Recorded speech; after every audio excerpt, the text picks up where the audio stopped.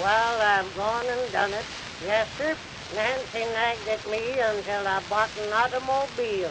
Nancy said the Willets had one, the Weavers had one, and here we was riding around in a buckboard wagon with a bone-spabbing horse that had spring halt and was blind on the off side.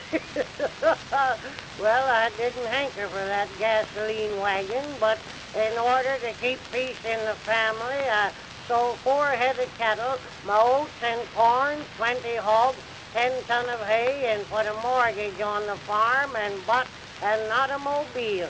I picked it out of a mail order catalog and had the National Bank of Pumpkin Center send him the money. Well, in about a week it come for freight, and we got it unloaded, and Jim Lawson hauled it up to our front yard, and I think all Pumpkin Center turned out to see it. And Nancy hadn't been tickled over anything since our crazy quilt took a prize at the county fair as she was over that joy wagon. Well, I felt it in my bones. I'd made a fool of myself, or soon would, so next day I filled it full of gasoline and got all ready to take Nancy, Jim Lawson, and Ezra Hoskins out for a ride. I got out the book of rules, and the more I read it, the less I knew about the innards of that machine. Jim said I had to turn the crank to shoot it off. I turned that crank until my eyes stuck out, but it wouldn't budge. Nancy said the bobbin was wound too tight, or else the shuttle was threaded wrong. Ezra Hoskins said he thought maybe I didn't have the right kind of gasoline and wanted to sell me a barrel he had at the store. By that time, all Pumpkin Center was there and giving advice. Lige Willett said I ought to talk kindly to it and offer it some oats. Hank Weaver said I ought to lead it around for a spell until it got to know me, and Cy Pettingill said maybe I hadn't watered it yet, and Deacon Witherspoon wanted to offer prayer. Well, I grabbed hold of that crank again, and it flew back and hit me on the shins, and I sat down in the yard to think it over, and Nancy said the language I used was just shameful. Just then Jim Lawson said, "Don't this plug go in somewhere?"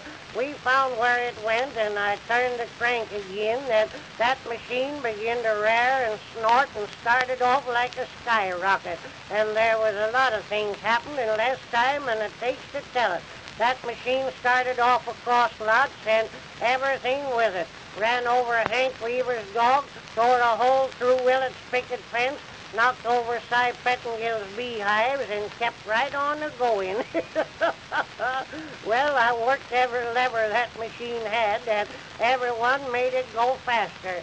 Nancy was screaming, Ezra Hoskins was playing, and it wouldn't be right to tell what Jim Lawson was doing, but Nancy said it sounded like he was talking to the Lord. Just then we went through Ab Whitaker's wheat field and set it on fire, and I managed to steer it onto the turnpike road, but that didn't help matters any, 'cause it only hit the road once in a while.